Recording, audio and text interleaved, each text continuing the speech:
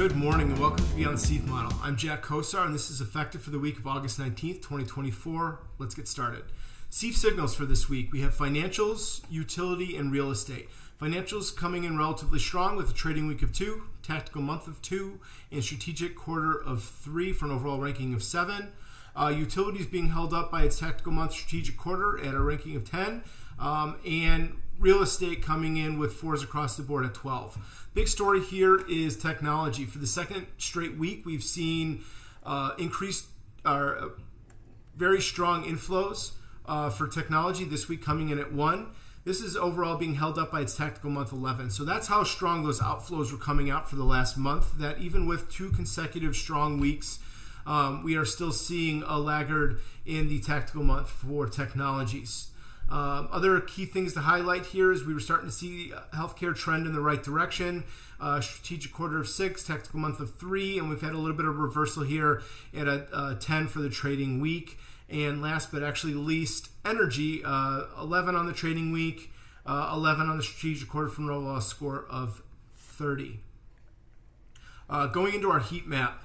So, if you guys listened to me before, what I like to see here is I like to see green all the way across the board or red all the way across the board here. That kind of tells me that things are trending in the right direction and we're building momentum. And in this case, we're not seeing that. We're a little bit of a transitionary period. Technology coming in that strong 1 with green, about a 1.07% increase, which is extremely high. Normally, an average move for the leader on a trading week is 0.4%. Another thing just to kind of highlight here, the reason we're also seeing this is not as green as you would expect to is, kind of reiterating what this heat map is it breaks down on a column by column basis. The strongest inflow and the weakest inflow are going to be the greenest and subsequently the reddest. And with technology being such a crazy inflow, it is going to mute the 2 and the 3. Now, the 2 and the 3 weren't super strong. We got a 0.1% for financials and a 0.05% for consumer discretionary.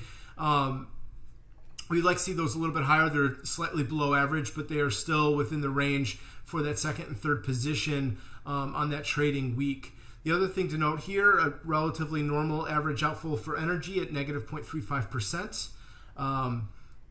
We did see all the flows for last week were positive. That doesn't happen all that often. So with technology being strong, all the flows being positive, technology tends to lead upward trends in the market. That is something that is encouraging to see, kind of consistent with it. Overall, I think we had a 3.8% increase in flows into the sector spiders. So definitely showing some strength broadly for the sector spider market. Now, going into technology, again, technology is not a SEAF signal for this week, but for any managers that are looking to potentially take a lead off or add technology to their portfolio, this is a setup that we typically see that can lead to some sustained favored rankings. We kind of touch bottom, increase into neutral, and then once we've established that getting into favorite, it has an opportunity. As we can see, we're already seeing some relative outperformance in technology. Especially after that steep decline that we had with the outflows that were really raging out of tech. Definitely seeing a rebound here. But yeah, broadly, you can see here, sometimes you come up, touch green, and then we come back into a void, and then sit back in.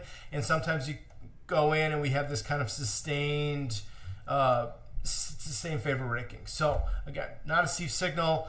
We want to see a little bit more, get up into that top 3 in the rankings, get a little bit higher up into the favored. We're not projecting cash flow, so I don't know what this thing is going to do next week. But what I can say is this setup is prime for some opportunities for those of you willing to take a little extra risk or take a little extra lead off or looking to add technology to your portfolio.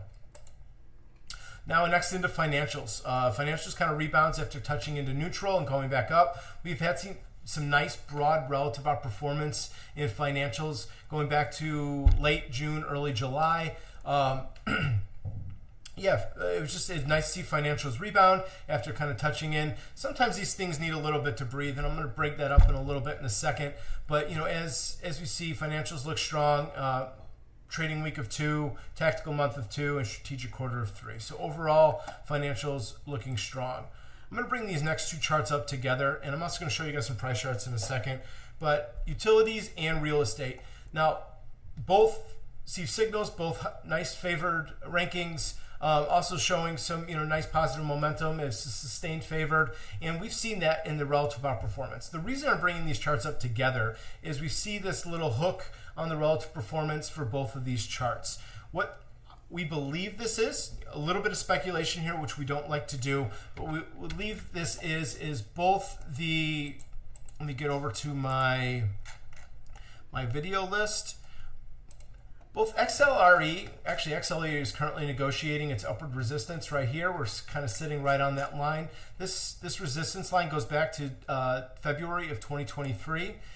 And if we look at utilities, back late last week, we were negotiating its resistance line, which is sitting up around December of 2022. What's that telling us?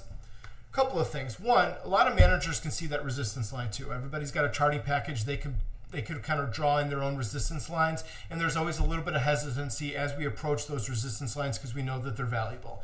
The other thing too is we have seen this nice grouping of relative outperformance for both XLRE and XLU.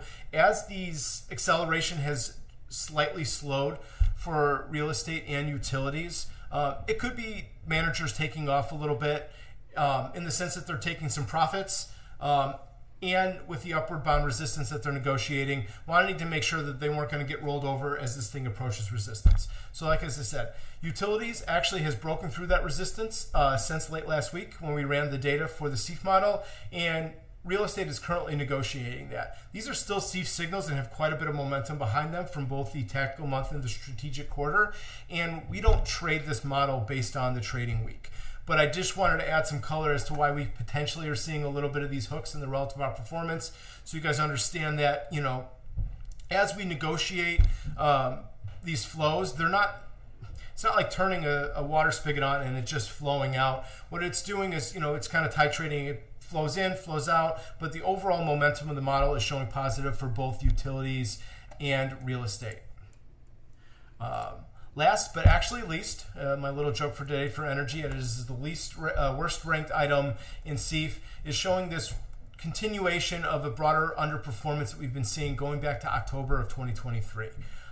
We did obviously have a little bit of spike here as we touched into favored, got our relative outperformance, and then climbed back down into the avoid. And again, this is really continuation of this broader underperformance trend for energy. SEAF does a very good job of getting you into the positive momentum sectors that allow you to pick up that relative outperformance and avoid these other sectors that are underperforming the broader market. That is all I have this week. I look forward to breaking down the SEAF model with you all next week, and thank you.